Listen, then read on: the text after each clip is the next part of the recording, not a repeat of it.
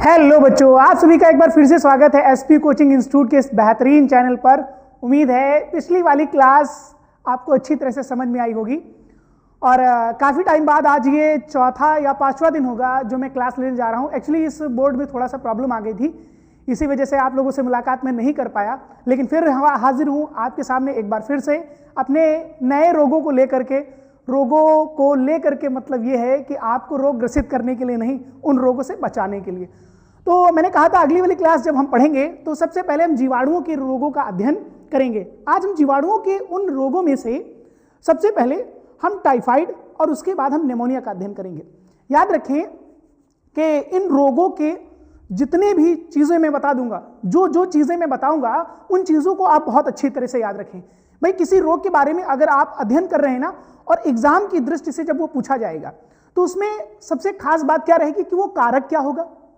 कारक के बाद हम जब कारक जान जाएंगे तो उसके लक्षण क्या क्या दिखेंगे, यानी रोगी में क्या क्या लक्षण दिखाई देंगे। उसके बाद उसके लक्षण के बाद हम उनकी जांच कैसे करेंगे। देखिए कुछ ऐसे भी रोग होते हैं जिनकी जांच नहीं होगी, कहने का मतलब है कि अगर बाह्य दृश्य से या यूं कहे बाहर से देखने से ही हमें एक्सटर्नल सिम्टम्स से ही हमें यह पता चल जाए कि हाँ इसको ये रोग हो सकता है। जैसे मान लीजिए किसी को जुकाम है तो जुकाम के लिए उसको ये बोलेंगे कि जाओ तुम ब्लड टेस्ट करा के आओ, तब मैं तुमको बताऊंगा जुकाम है या फिर नहीं है ना। तो वो चीज है कि कोई कुछ रोग ऐसे भी होते हैं जिनको हमें ये बताने की आवश्यकता नहीं होती है कि, या फिर हमें बाहर से देख करके पता चल जाता है कि उन्हें किस प्रकार का रोग है। उम्मीद है कुछ बच्चे तो ऐसे भी होंगे ना, इस समय खेल कूद ज्यादा रहे होंगे लेकिन एग्जाम सर पे है। लेकिन होता है, कई बार ऐसा होता है, लेकिन मैं तो कहता हूं कि जब तक हम जिंदगी से मजे लेते हैं ना बेटा, हम लोगों को बहुत मजा आता है। जब तक हम जिंदगी से मजे लेते हैं ना, हम लोगों को बहुत अच्छा लगता है, बहुत मजा आता है। एक टाइम आता है ना जब जिंदगी हमसे मजे लेती है और उस टाइम हम किसी से कुछ भी नहीं कह पाते। तो कभी भी ऐसा समय मत आने दीजिएगा कि आज जो आपके पास समय है इस समय को मत गवाइए और इस समय को अपनी किताबों को, कॉपियों को अच्छी तरह से दीजिए और ये आगे आपका भविष्य ही बनाएंगी। तो चलिए बिना देरी किए हुए अपनी क्लास को स्टार्ट करते हैं। तो सबसे पहले हम पढ़ेंगे आज टाइफाइड के बारे में।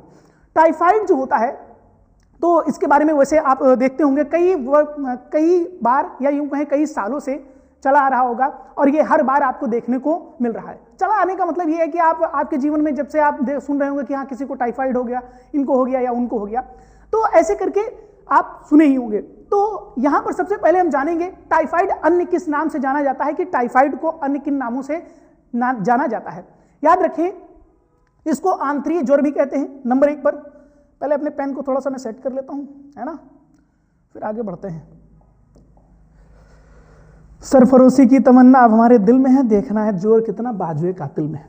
चलिए स्टार्ट करते हैं। तो यहां पर कहेंगे सबसे पहले याद रखें कि जब हम टाइफाइड के अन्य नाम की बात करते हैं तो इसे मोती झरा के नाम से, और इसे एक नाम और से जाना जाता है, वो भी आंतरिक ज्वर, क्योंकि ये मुख्य रूप से आंत का बुखार होता है, यानी छोटी आंत और बड़ी आंत आप जानते हैं, तो आंतरिक ज्वर भी इसको कहते हैं। तो हम सबसे पहले इसका नाम क्या मैंने बताया कि मोती झरा, मोती झरा इसको कहते हैं। और कई बार ऐसा होता है ना, हिंदी मीडियम के थोड़ा सा बच्चे परेशान हो जाते हैं, है ना, लेकिन इंग्लिश मीडियम वालों को एक ही चीज याद करनी है कि टाइफाइड, और हिंदी मीडियम वालों को कहते हैं मोती झरा। मैं तो उनको बोलता हूं कि जब आपका पेपर आता है ना तो दोनों पैटर्न में आता है। जब आपको चीजें ना समझ में आए तो आप सीधे एक बात याद करिए टाइफाइड, आप इंग्लिश वर्जन को देखेंगे, चेक करेंगे तो वहां पर आपको ये चीज मिल जाएगी, ठीक है, मोती झरा। और दूसरा मैंने इसका क्या नाम बताया आपको, आंतरिक ज्वर कहो या फिर बुखार कहो, यहां पर ज्वर के स्थान पर आप क्या लिख सकते हैं, बुखार, ठीक है, ज्वर के स्थान पर आप क्या लिख सकते हैं, बुखार भी यहां पर लिख सकते हैं। ये एक बैक्टीरिया द्वारा होने वाला रोग है, मैंने पहले ही बोल दिया था कि सबसे पहले, अब याद रखिए एक पैटर्न हम फॉलो करेंगे, जब तक हम जीवाणुओं के रोगों का अध्ययन करेंगे तब तक हम उन्हीं के बारे में, जब तक सारे जीवाणु से संबंधित रोग नहीं हो जाते जो आपकी सिलेबस की दृष्टि से इंपॉर्टेंट है, उसके बाद हम विषाणु के बारे में, फिर कवक, फिर प्रोटोजोवन, फिर हेलिमंथस के कारण। तो ऐसे करके हम क्या करेंगे, धीरे धीरे करके सारे के सारे रोगों का हम अध्ययन करेंगे। फिर इसके बाद कहेंगे कारक क्या है। यहां पर याद रखें कि जब हम टाइफाइड की बात करते हैं तो टाइफाइड रोग जो होता है ना, वो बैक्टीरिया के कारण होने वाला एक रोग है और वो होता है साल्मोनेला टाइफी, और साल्मोनेला पैराटाइफी। कई किताबों में आप देखेंगे साल्मोनेला प्रजाति के कारण होता है। तो इसके लिए मैं बैक्टीरिया का नाम लिखे दे रहा हूं। क्या नाम मैंने बताया आपको? मैंने कहा इसके लिए क्या कौन कहेगा, कौन इसका कारक होगा? साल्मोनेला, साल्मोनेला, साल्मोनेला नेला टाइफी तथा साल्मोनेला पैराटाइफी के कारण, साल्मोनेला, साल्मोनेला, ठीक है, पैराटाइफी के कारण, पैराटाइफी, पैराटाइफी के कारण, या फिर आप इस ऐसे भी कह सकते हैं, या साल्मोनेला, साल्मोनेला, साल्मोनेला, साल्मोनेला जीवाणु के कारण, जीवाणु के कारण, साल्मोनेला जीवाणु के कारण ऐसा उनके अंदर उत्पन्न हो जाता, यानी कि ऐसा क्या कहेंगे, टाइफाइड रोग उत्पन्न हो जाता है। फिर इसके बाद देखिए चलते हैं अपनी अगली स्लाइड पर। तो यहां पर हम कहेंगे सबसे पहले कि टाइफाइड जिसको होगा उसके अंदर क्या क्या लक्षण दिखाई देंगे, टाइफाइड जिसको होगा उसके अंदर क्या क्या लक्षण दिखाई देंगे। तो सबसे पहले क्या होगा, कहेंगे कि उसके अंदर क्या होगा बेटा, फीवर, कहते हैं ना आंतरिक ज्वर, उसको क्या होगा, फीवर होगा। इसमें फीवर वैसे काफी ज्यादा तेज होता है, लगभग 39 से 40 डिग्री सेल्सियस के बीच में कभी कभी रोगी को फीवर इतना भी चढ़ जाता है, या इतना बुखार चढ़ जाता है, टेम्परेचर बहुत ज्यादा होता है।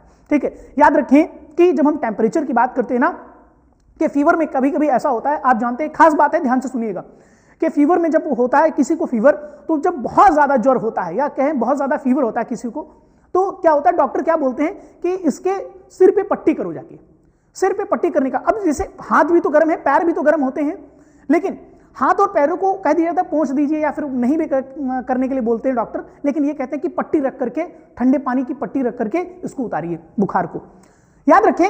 और डॉक्टर क्यों नहीं बोलता कि हाथ पर पट्टी करना है, कारण क्या होता है, याद रखें इस बात को कि जो न्यूरॉन्स होते हैं, न्यूरॉन्स टेम्परेचर से बहुत ही ज्यादा सेंसिटिव होते हैं।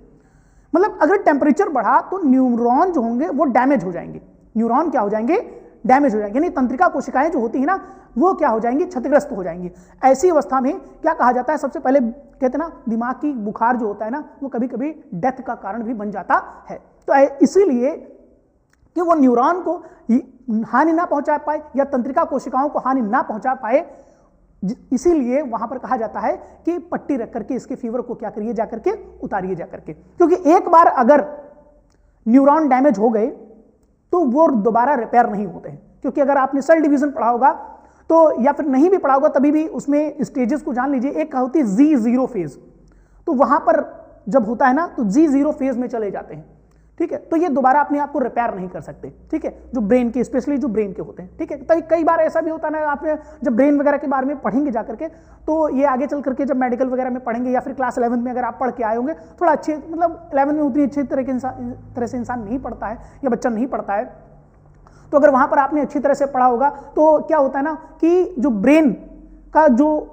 रोगी वगैरह होते हैं ना वो इतनी आसानी से ठीक नहीं होते, ठीक है, क्योंकि बहुत लिमिटेड ही मेडिसिन का या लिमिटेड दवाइयों का ही असर होता है, ठीक है। तो यहां कहेंगे कि रोगी के अंदर क्या क्या लक्षण दिखाई देंगे, रोगी के अंदर क्या आ जाएगा, फीवर आएगा, क्या होगा, सिर दर्द होगा, थकान होगी, पेट दर्द होगा, उल्टी जैसा लगेगा, है ना, आंतरिक ज्वर है तो उल्टी जैसा उसे लगेगा, दस्त आएंगे और भूख ना लगना, यानी आंतरिक ज्वर है, फीवर है जिसके कारण उसको भूख नहीं लगेगी। अच्छा, कुछ ऐसे सिम्टम है जो लगभग सब में आप कॉमन होते हैं ना, सब में आप लिख सकते हैं, सब में आप यूज कर सकते हैं, ठीक है। और इसके बाद वजन धीरे धीरे क्या होने लगता है, कम होने लगता है जब किसी को टाइफाइड रोग होता है। तो ये क्या है, ये लक्षण टाइफाइड रोगी के अंदर नजर आते हैं। फिर इसके बाद चलते हैं हम अपनी अगली स्लाइड पर। देखिए इसमें मैंने आपको इमेज लगा करके हर एक सिम्टम को मैंने समझाया है, तो जरूर बताइएगा कि आपको ये स्लाइड कैसी लगी, और आखिरी तक देखिएगा, अच्छी लगे तो लाइक करिएगा, सब्सक्राइब करिएगा और ज्यादा से ज्यादा लोगों को शेयर करिएगा, ठीक है। हमारे लेक्चर्स कंटिन्यू आते रहते हैं, ठीक है, बीच में कुछ समस्या होने की, बोर्ड में समस्या होने की वजह से अपने लेक्चर्स स्टॉप कर दिए थे मैंने। अब देखिए रोग का फैलाव कैसे होगा, याद रखें दूषित भोजन एवं जल के खाने से। हम क्या कहेंगे, नंबर 1 जब हम बात करेंगे रोग का फैलाव तो कहेंगे दूषित भोजन के, दूषित भोजन के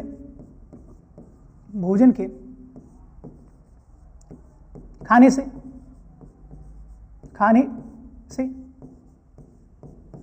ठीक है। और क्या कहेंगे, दूषित जल पीने से, दूषित जल को पीने से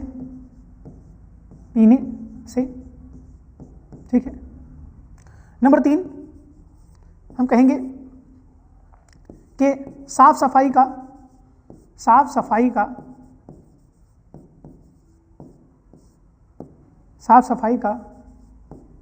ध्यान ना देने से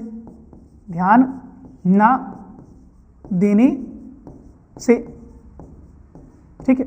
साफ सफाई से क्या मतलब है, कभी कभी क्या होता है, जैसे छोटे बच्चे वगैरह होते हैं या फिर हम ही लोग जैसे होते हैं ना, कभी जैसे हाथ गंदे वगैरह हैं, हमको नहीं लगता है कि उतने गंदे हमने चीज उठा करके खा लिया, तो ऐसे हो सकता है बैक्टीरिया हो, ठीक है, और वो हमारे अंदर क्या कर जाता है, प्रवेश कर जाता है। तो ये आपके क्या है, इनसे क्या होगा, रोग का फैलाव, दूषित भोजन को खाने से, दूषित जल को पीने से, ठीक है, और साफ सफाई का ध्यान न रखने से ये रोग फैलता है। अब देखिए यहां पर आपको एक चीज और भी समझ में आ जाती है कि फैलता किससे है, तो बचाव भी लगभग उसी से क्या है, उसी का अपोजिट अगर करेंगे तो उससे हो जाएगा क्या, बचाव हो जाएगा। ठीक है। टाइफाइड की जांच के लिए आप पेपर को उठा करके देखेंगे बेटा, तो आपको कहीं ना कहीं, आप पिछले 3 साल के पेपर अगर उठा करके देख लीजिए तो टाइफाइड की जांच के लिए आपको क्वेश्चन जरूर मिल जाएगा। उसमें सबसे इंपॉर्टेंट जो होता है ना, आप वीडाल परीक्षण होता है, वैसे ब्लड टेस्ट से भी पता चल जाता है, ठीक है, इसलिए मैंने दोनों को ऐड कर दिया है। एक मल परीक्षण होता है, इसको वीडाल टेस्ट बोलते हैं, याद रखिएगा। इसको क्या बोलेंगे, इसको और करके मैं लिखे दे रहा हूं, वीडाल टेस्ट, वीडाल टेस्ट, ठीक है, वीडाल टेस्ट, WIDAL, ठीक है, वीडाल टेस्ट।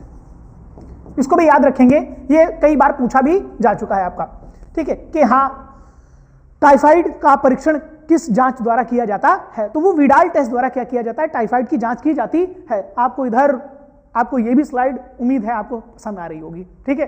तो मैं कहता हूं ना, वो जो साइड में आपका थंब वाला बटन है ना, उसको प्रेस कर दिया करिए, उतना प्रेस करने में इतना क्या है, मैं थोड़ी ना कह रहा हूं पूरा स्क्रीन दबा देना, नहीं, फोन नहीं तोड़ना है बेटा, ठीक है। लाइक करिए, अपनी तरफ से करिए बस, ठीक है। फिर कहेंगे टाइफाइड का यहां पर उपचार क्या हो सकता है। देखिए मैं कहता हूं, जब कभी भी बैक्टीरिया से संबंधित आए, जब आपको कुछ भी पेपर में ना समझ में कि क्या लिखना है, ठीक है, वैसे प्रॉपर मेडिसिन याद करने की आपको आवश्यकता नहीं है, आप एंटीबायोटिक्स लिखेंगे या एंटीपायरेटिक्स, ठीक है, तो चलेगा, इतना रहेगा, सब ठीक रहेगा, ठीक है। तो यहां पर कहेंगे टाइफाइड के उपचार के लिए यहां पर प्रतिजैविक औषधियों का प्रयोग किया जाता है। आप जानते हैं 1928 में पेनिसिलिन की खोज करी गई थी, जो कि एक पहली प्रतिजैविक औषधि थी। तो प्रतिजैविक का मतलब एंटीबायोटिक होता है, ठीक है, जो जीवाणु प्रतिरोधी होती हैं, हम कहेंगे, यानी उनके लिए कार्य करती हैं। तो यहां पर एंटीबायोटिक्स औषधियों का प्रयोग किया जाएगा। सबसे पहले किसका, एंटीबायोटिक औषधियों का प्रयोग किया जाएगा। और इसके अलावा फीवर को कम करने के लिए दुनिया में एक ही मेडिसिन बनी है जिसका नाम है पैरासिटामोल, ठीक है। अब वो बात अलग है कि चलिए आ रही प्रचलन में धीरे धीरे वैसे मार्केट में और भी बहुत सारी, लेकिन उसका सॉल्ट वगैरह लगभग एक जैसा ही होता है ना, उसमें पैरासिटामोल होगी ही होगी, ठीक है। उसमें पैरासिटामोल या कैल्पॉल वगैरह या एसिमॉल वगैरह आप जो भी परचेस करेंगे तो उसमें आपको पैरासिटामोल जरूर दिख जाएगी, ठीक है, या उसी के सॉल्ट। तो हम कहेंगे पैरासिटामोल और अन्य दर्द निवारक जो औषधियां होती हैं उनको दिया जाता है, कि जैसे पेट वगैरह दर्द करे, ठीक है, क्योंकि ज्यादा इसका प्रभाव होने पर आंत में छेद कर देता है बेटा, ठीक है, क्योंकि आंत में इसका बैक्टीरिया रहता है और आंत में क्या कर देता है, छेद कर देता है, घाव कर देता है, घाव उत्पन्न कर देता है। तो इसके कारण क्या है, दर्द निवारक औषधियां, जब लोगों को ज्यादा पेन वगैरह होता है तो उनको दर्द निवारक औषधियां भी दी जाती हैं। फिर क्या होगा, पेट दर्द और उल्टी के लिए दवाइयां दी जा सकती हैं। आराम और तल पदार्थों का सेवन करने से, यानी कि जब हार्ड होता है, कहने का मतलब जो हार्ड फूड होता है, जैसे दाल चावल सब्जी रोटी, इनको सबको नहीं लेना चाहिए। जो लिक्विड होते हैं, जैसे आप जानते हैं कुछ घोल होते हैं, है ना, जैसे ORS वगैरह, ग्लूकॉन-डी वगैरह जो होता है ना, उनको लिया, फिर हम कहें जूस वगैरह जो होते हैं ना, उनको लेना चाहिए, जिसके कारण इस रोग से आराम धीरे धीरे मिलती है और कुछ समय बाद ये क्या हो जाता है, ठीक हो जाता है। तो ये था क्या, कौन सा आपका जो कि आपका टाइफाइड था। अब देखिए यहां पर कहेंगे, यहां पर इसमें लिखा नहीं है लेकिन मैं लिखे दे रहा हूं, ये क्या है बेटा, बचाव। क्या लिखेंगे इसमें, बचाव, ठीक है, ये क्या है, ये बचाव है, रोग से बचाव। कैसे कैसे रोग से बचा जा सकता है, ठीक है। तो नंबर 1, कहेंगे स्वच्छ जल और भोजन का सेवन करना चाहिए। मैंने कहा था इससे पहले वाली स्लाइड में हमने कहा था, जो कहते हैं ना कि उसी का क्या कर दें, अपोजिट कर दें, उसी का क्या कर दें, अपोजिट, की जो फैलाव, किससे फैलाव हो रहा है वही का अपोजिट करेंगे तो उससे क्या हो जाता है, बचाव हो जाता है। अच्छी स्वच्छता और सैनिटेशन को ध्यान में रखना चाहिए। हाथ को नियमित धोना चाहिए, ठीक है, हाथ को नियमित क्या करना चाहिए, धोना चाहिए। टीकाकरण, टाइफाइड का टीका लगवाना चाहिए और इसके अलावा अस्वच्छ परिस्थितियों से बचना चाहिए। जो अस्वच्छ परिस्थितियां हैं वहां से क्या करना चाहिए, बचना चाहिए या उनको अवॉइड करना चाहिए। चलिए चलते हैं अपने अगले रोग की ओर, जो हमारा है निमोनिया। मैंने कहा था आज की क्लास में हम टाइफाइड और निमोनिया दो रोगों का अध्ययन करेंगे। तो यहां पर हम कहेंगे निमोनिया जो होता है, निमोनिया फेफड़ों से संबंधित रोग है। यहां पर आपको दिखाई दे रहा होगा कि फेफड़ों के अंदर बैक्टीरिया ने क्या किया है, आक्रमण किया है। अब कई बार ऐसा होता है कि सांस लेने में, निमोनिया के पेशेंट को सांस लेने में क्या होती है, परेशानी होती है, और ये बच्चों में होता है, बच्चों में और बूढ़ों में खास करके देखने को मिलता है। मतलब ये रेंज होती है कि छोटे जो बच्चे होते हैं और ये जो बड़े बूढ़े लोग होते हैं उनमें ये ज्यादा रोग देखने को मिलता है। होता क्या, कभी कभी क्या होता है, सांस लेने में समस्या होती है, तो ये जो बैक्टीरिया होता है, ये बैक्टीरिया तरल पदार्थ बनाता है, और ये तरल पदार्थ जो होता है ना, वो इसमें क्या एकत्रित होने लगता है। आप जानते हो कूपिकाएं होती हैं, एल्वोलाई जिनको बोलते हैं। अब जैसे मैं कह रहा हूं कि ये क्या है, ये लंग्स मान, अभी इसको इरेज कर दूंगा मैं, ठीक है, इसको हम क्या मान लें, कह ले कि ये क्या है, लंग्स है हमारे, ये क्या है, लंग्स है। अब इसमें क्या है, ऐसे करके, हालांकि वहां पर भी मैं बता सकता था, अब ये क्या है, एल्वोलाई है, छिद्र हैं। अब इसे एग्जाम्पल दैट मान लीजिए कि ऑक्सीजन आती है, अब इसमें इतने में पहले पूरे फेफड़ों में आ रही थी, अब इतने में तरल पदार्थ भर गया है, इतने में क्या भर गया है, तरल पदार्थ भर गया, जिसके कारण उसे सांस लेने में तो समस्या होगी ही होगी, ठीक है। अब तरल पदार्थ भर जाएगा तो उसमें ऑक्सीजन उसके अंदर प्रवेश नहीं कर पाएगी, जिसके कारण उस व्यक्ति को सांस लेने में क्या होगी बेटा, परेशानी होगी, उस व्यक्ति को सांस लेने में क्या होगी, परेशानी होगी। तो इस बात को याद रखेंगे। यहां पर ये देखिए डॉक्टर साहब भी दिखा रहे हैं, अच्छी तरह से इस बात को समझिए, नहीं तो हाथ में डंडा लिए रहे हैं, ठीक है, ये भी चलाएंगे और हम भी आपके ऊपर चलाएंगे, ठीक है ना। समझ में आ रहा है कि नहीं आ रहा है? कह रहे सर जी तो ऑनलाइन में डरवा देते हैं। अरे ऑनलाइन ऑफलाइन का सर का दहशत है ना, वो हर ऑनलाइन ऑफलाइन हर प्लेटफॉर्म पे चलता रहता है, ठीक है। तो कहेंगे यहाँ पर क्या, डंडा लेकर के भैया जी खड़े हैं, यानी हमारे डॉक्टर साहब खड़े हैं और वो समझा रहे हैं कि आपको कैसे बचना है बेटा, ध्यान दीजिए इस पर, मेरी बातों पर ध्यान मत दीजिए, मुस्कुराइए मत, ठीक है। तो यहाँ क्या कहेंगे कि ये बता रहे हैं कि किस प्रकार से उस बैक्टीरिया का आक्रमण होगा और वो मुख्य रूप से किसको, फेफड़ों को संक्रमित करने का कार्य करता है। हालांकि याद रखें टाइफाइड रोग में कई बार ऐसा होता है ना कि मुख्य रोग रूप से किस से संबंधित रोग है, याद रखें। जैसे टाइफाइड को बताया तो आंतरिक ज्वर, क्या है, आंतरिक ज्वर। हम निमोनिया को पढ़ रहे हैं तो फेफड़ों संबंधित रोग, तो ऐसे करके याद भी रखेंगे आप, ठीक है बेटा। तो हम कहेंगे ये जो बैक्टीरिया है, इस बैक्टीरिया का नाम लिख लिया जाए, है ना, देख लो कैसे बिल्कुल एकदम गोरिल्ला की तरह देख रहा है। तो हम कहेंगे यहां पर कारक कहेंगे डिप्लोकोकस या स्ट्रेप्टोकोकस निमोनी, डिप्लोकोकस या डिप्लोकोकस निमोनी या कहेंगे स्ट्रेप्टोकोकस